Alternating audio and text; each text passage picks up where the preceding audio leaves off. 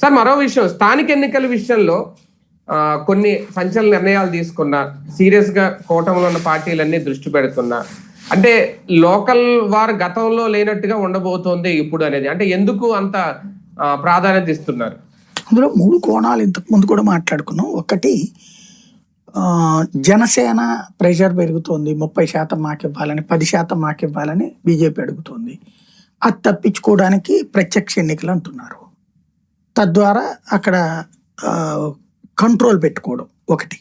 రెండవది, రేపు పొద్దున ఎలక్షన్ల తర్వాత, ఇప్పుడు మొన్న వైసీపీ వాళ్ళని బెదరేసి మనం మార్చుకున్నాం కౌన్సిలర్లను, కార్పొరేట్లను, జెడ్పీటీసీలను, ఎంపీటీసీలను. ఆయా పోస్టులు మన వాళ్ళు కొట్టేయడం కోసం మనం ఓ రకంగా అన్ని రకాలైనటువంటి అనైతిక చర్యలకి దిగాల్సి వచ్చింది. రేపు జగన్ అయినా వైసీపీ అయినా అంతే చేస్తుంది కదా.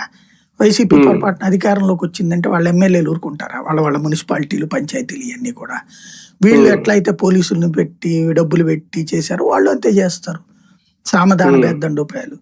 కాబట్టి ఇప్పుడేమో డైరెక్ట్ ప్రత్యక్ష ఎన్నికలు అయితే ఇక అవిశ్వాస తీర్మానం లేదు. ఇప్పుడు అవిశ్వాస తీర్మానాల ద్వారానే కదా వీళ్ళు దించేసింది, బెదిరించి దించడం లేదా అవిశ్వాస తీర్మానాల ద్వారా దించారు.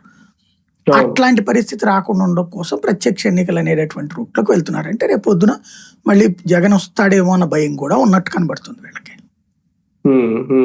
అంటే 2 ఏళ్ళు వీళ్ళు